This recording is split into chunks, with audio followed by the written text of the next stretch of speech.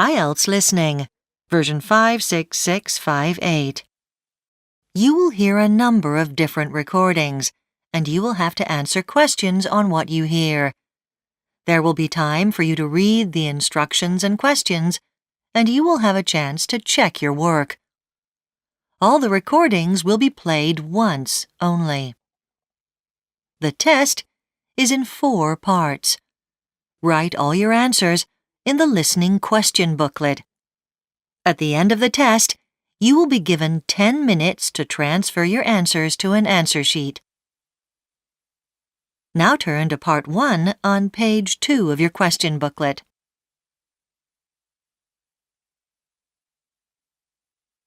Part 1. You will hear a teenager asking about joining a film club. First, you have some time to look at questions 1 to 4.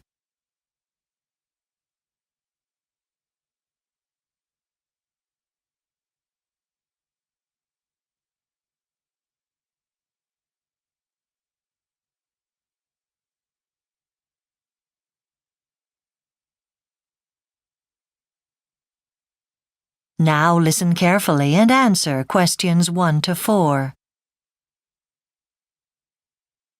Hi, can I help you?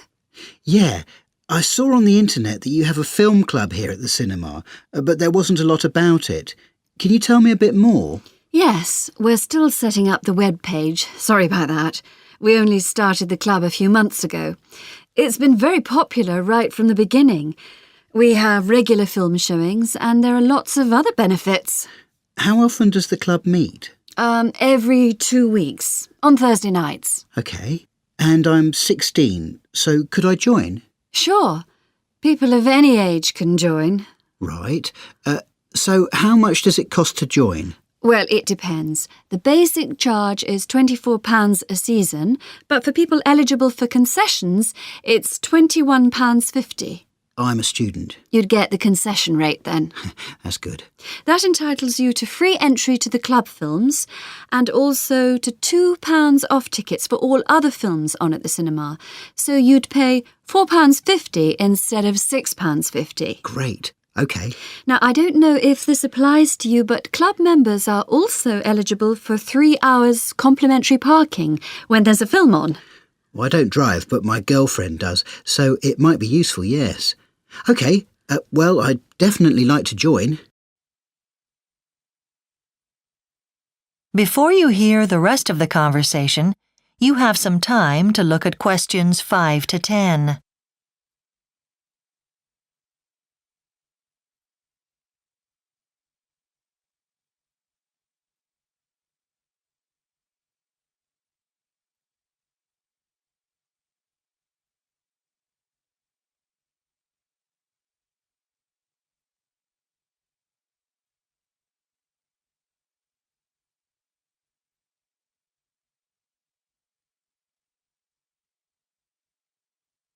Now listen and answer questions 5 to 10. Can you give me any information about the next few films you're showing? I'm afraid we've run out of leaflets for this season, so I'll tell you about the next few films and hopefully we'll have all the details on the internet soon. So the next meeting's this Thursday, October the 14th, and that's a film called Pablo. I read the reviews of that. It's set in Argentina, isn't it? About a child who's run away from home? That's right. It just came out recently. And the kid somehow gets on TV and he wins a dance competition or something. A singing competition, yeah. I haven't seen it either, but it tells you on the posters. Yes, it sounds really good. Well, I definitely want to see that. What's on after that? On October the 28th, there's an American film called The Soldier. That's an old silent movie. But in this showing, we have someone who'll accompany it on the piano, just like they used to in the old cinemas, though it was sometimes an organ accompaniment in those days. It must be a pretty old film then. When did they release the first talkies? 1926 or 27? Yes, well, this was made in 1922, so well before. Though I think they had short feature films with sound by 1923, actually. So what sort of film is it? Well, it's billed as a comedy, though you'd think it was a war film from the title. I don't know much about the plot. We don't have much information, though you could always look it up on the internet. Yeah, I'll do that. Then the next film after that, so that'll be, let's see, the 11th of November, is a film about animals. And it's just called Tiger. And that's a cartoon film, which makes it sound as if it's for children, but actually it's aimed at adults, and it's really quite frightening in places. I saw it when it first came out. What's it about? It's got no humans in it at all. It's just about the effect of environmental changes millions of years ago on the animals who lived then. It's a really strange film. There's a talk afterwards given by the director, so that should be very popular. You'll need to book early for that, I should think. Right. Well, thanks for all that. Now, if you can give me the application form... Sure. That is the end of Part 1. You now have 1 minute to check your answers to Part 1.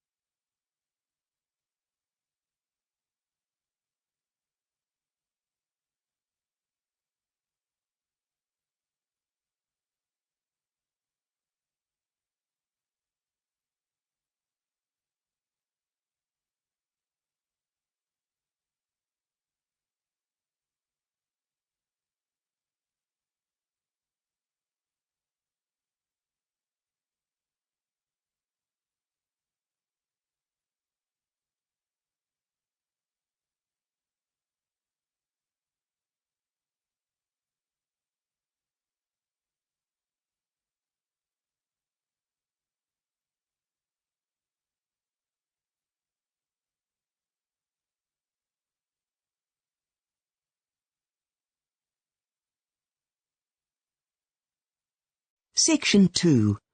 You will hear the supervisor of a home improvement store giving a tour of the store to some new staff. First, you have some time to look at questions 11 to 15 on page 4.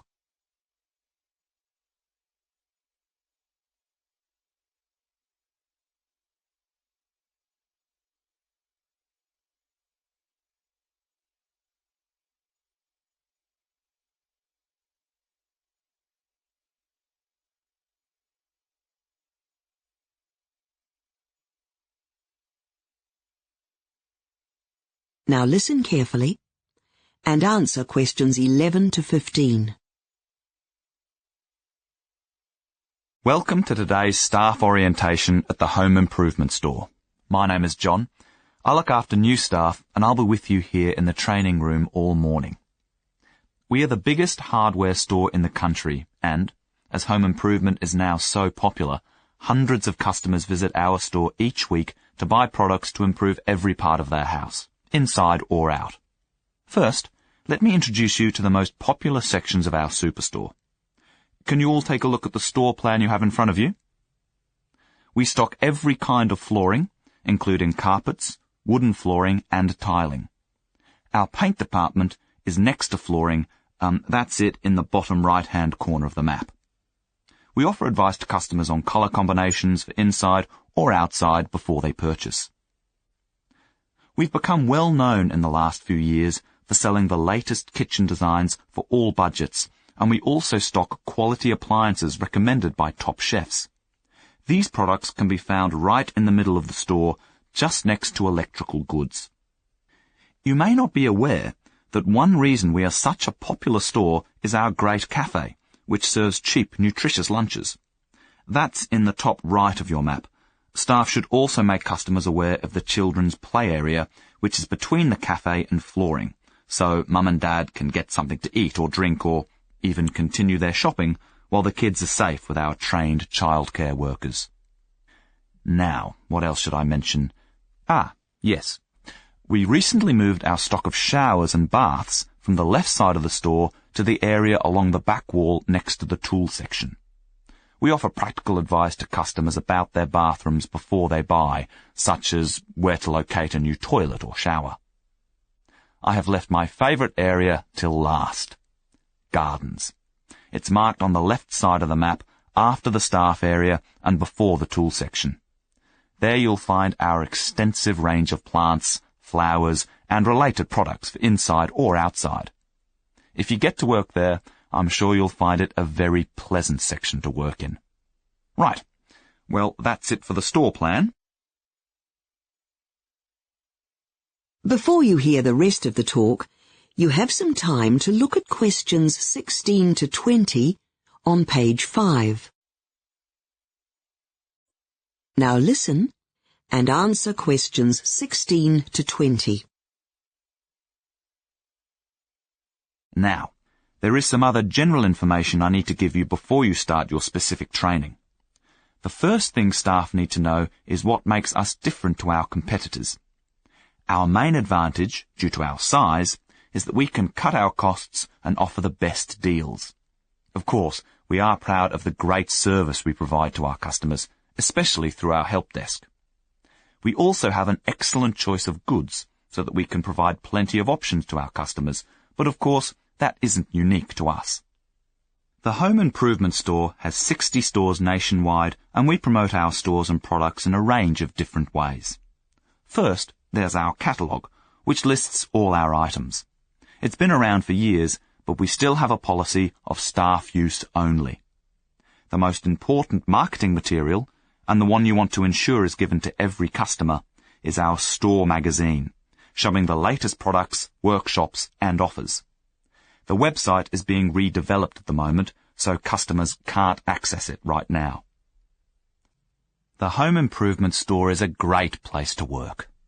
Like most of the staff, I'm sure you'll appreciate the fact that you can choose your hours to fit your lifestyle, family, or study. We hope you'll find that there's a nice atmosphere here. We are thinking of introducing a staff discount on our products, so that would be a real benefit to all staff. Every weekend, we offer workshops to help customers carry out their own home improvements. Workshops range from indoor painting to outdoor gardening and plant ideas. This coming weekend, there'll be one on mending a broken fence. Please remind customers of the workshops, especially if there is one related to your section. Finally, I wanted to let you know about a special deal for people renovating their kitchen. As you know, we sell all products and appliances connected to the kitchen, and we also have a delivery service. If customers buy one of our total kitchen designs, we will install it free of charge. So, let's take a short break, and then we'll start. That is the end of section 2. You now have half a minute to check your answers.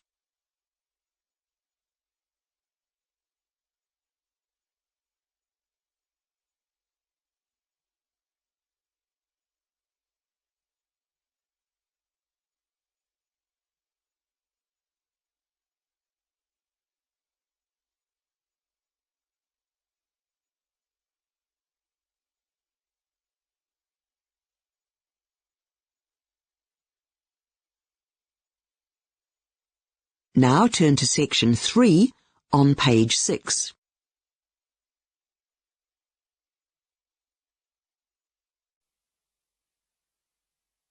Part 3.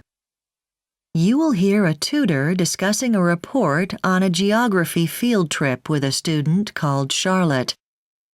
First, you have some time to look at questions 21 to 26.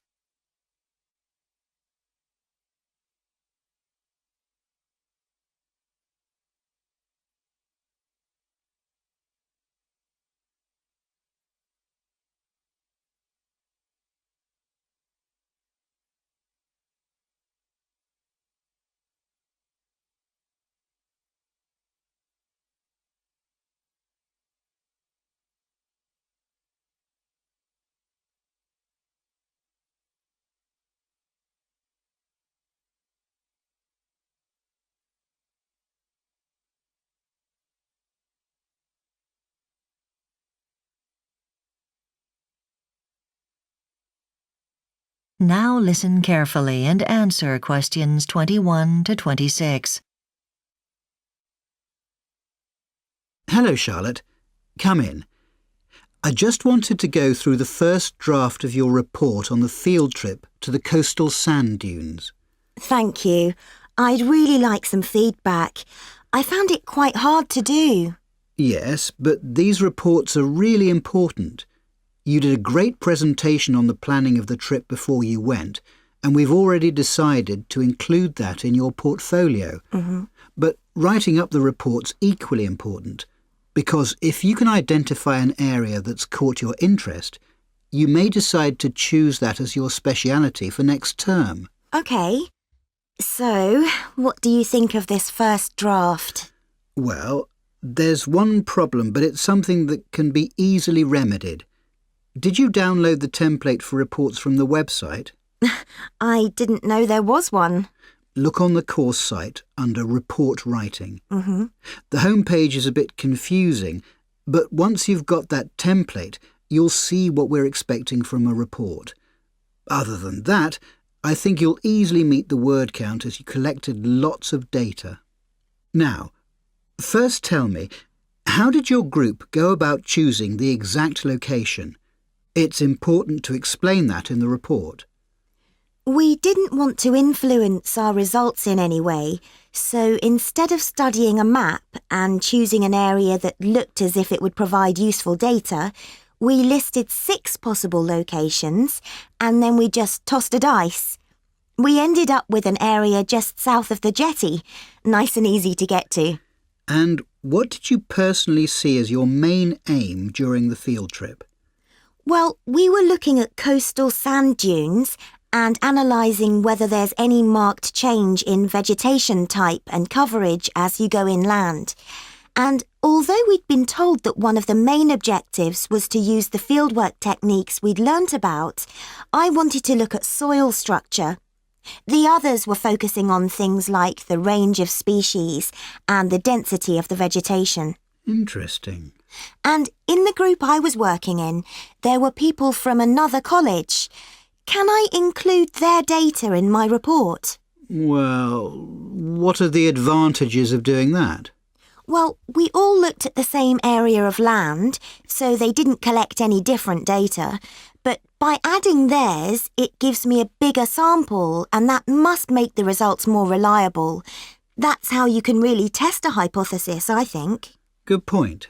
So include it. Now, let's look at the introduction in a bit more detail.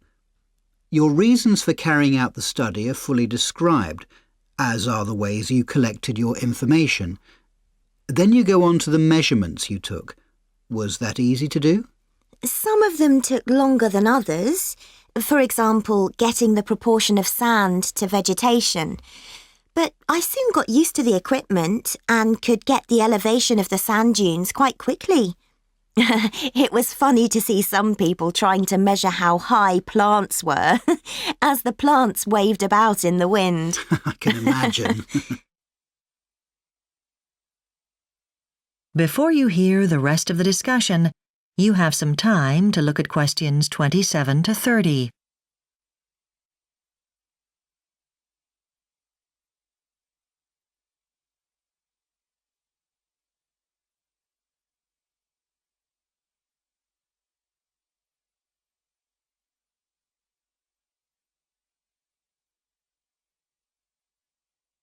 Now listen and answer questions 27 to 30. OK, now we'd like to have your feedback on the trip, as we're keen to make any necessary improvements for future trips. OK. So first, the equipment. Was it easy to use? It was once you got used to it. It would have been good if we could have found out how to use it at college before we went, though. It's not exactly simple to use. I've noted that down. Now, the data collection sheets you used, I wonder if they could be made more user-friendly by cutting down the number of columns on each page. Yes. I think the information would still be clearly organised. And what did you think of the reference materials? Well, we had problems identifying some vegetation. Was that because you didn't get a full picture from the books you were using? Yes, I think so. And finally, how did you feel about working with people you didn't know in your group? Well, you probably need to discuss this with everyone, but for me it meant I learnt a lot from others too, so I think that's a pattern you should stick to. That is the end of Part 3. You now have 30 seconds to check your answers to Part 3. Section 4. You will hear part of a lecture about aquaculture and the fishing business. First, you have some time to look at questions 31 to 40.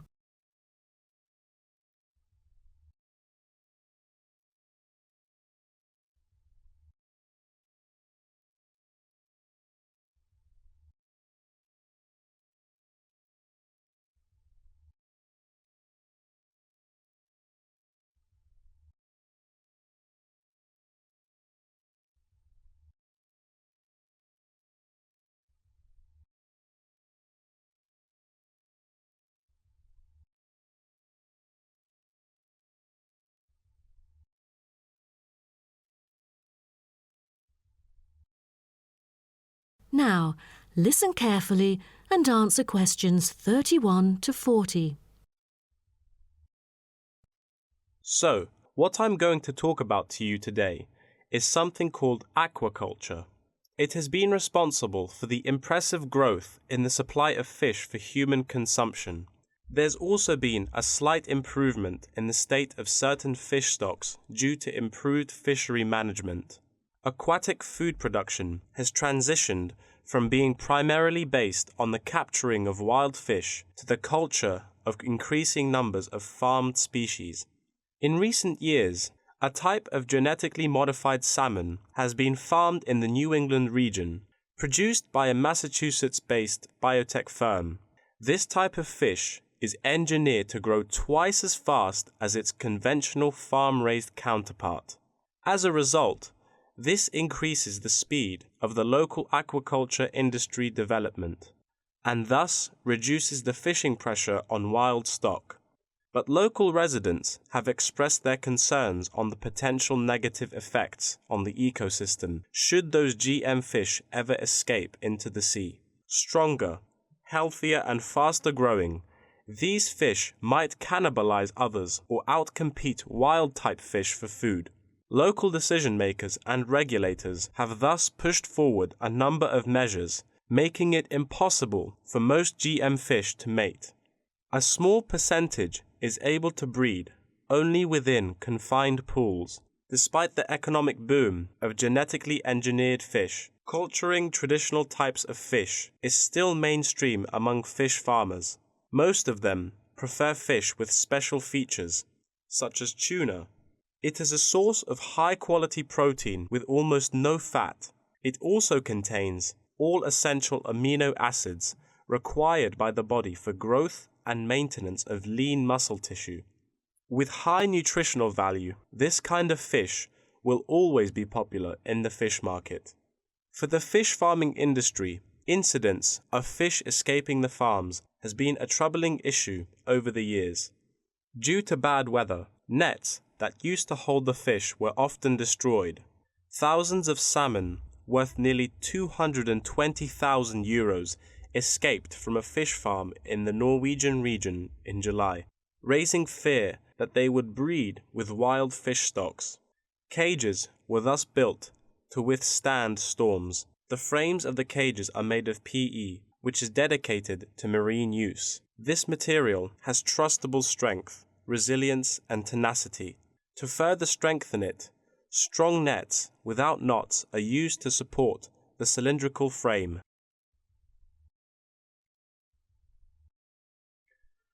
A group of small villages on the island of Zanzibar off the coast of East Africa have been trying to develop a local aquaculture industry sustainably. They use a land-based production system that is both economically and ecologically sound. Land-based recirculation can control ocean temperature and optimize growth for the fish that are used to warmer water. All organic waste from the fish is held on land, with incoming water sterilized to avoid disease, which has historically plagued ocean-based farms. The lack of disease means that no drugs are administered to the fish. However, one problem facing the villagers is lack of suitable land on the coast for this system. Hotels and beaches open to tourists take up most of the coastal area. Another problem facing local fishermen is the scarcity of young fish used to breed the species. This predicament stems from overfishing during the previous decades. The local commercial fishing industry has been reduced by 50% for this reason, and the aquaculture industry has yet to thrive. The government has taken a set of initiatives to safeguard native aquaculture and the fishing industry. An open-air seafood market has been launched. Residents are encouraged to support local fish farming businesses by purchasing marine products. As it turns out, there is a public demand for access to locally produced, sustainable sources of fresh seafood. Moreover, local fish farmers are aided to market seaweed and oysters, both of which have additional economic values. Seaweed is used in various ways in cosmetics. Seaweed extract is often found on the list of ingredients constituting creams, soaps, shampoos, powders, and sprays. It is said to be useful in various ways, including the relief of rheumatic pain and the removal of cellulite. Oyster is a source of seafood popular among the local hospitality industry. Served with caviar and champagne, it is one of the world's ultimate luxury foods, appealing to gourmets with its succulent and delicate flavor. It thus appears to have the greatest potential for commercial culture, even though the national and international market has shown demand for marine products in Zanzibar. It is still challenging to survive in the competitive modern fishing industry. The government ought to restore the business by encouraging aquaculture, recreation, and shipping. First, it could utilize modern fish farming technology to supply more high-quality marine products. Tourism is an effective stimulus to boost its sales, and with better shipping capability, more products can be delivered abroad. That is the end of section 4. You now have half a minute to check your answers.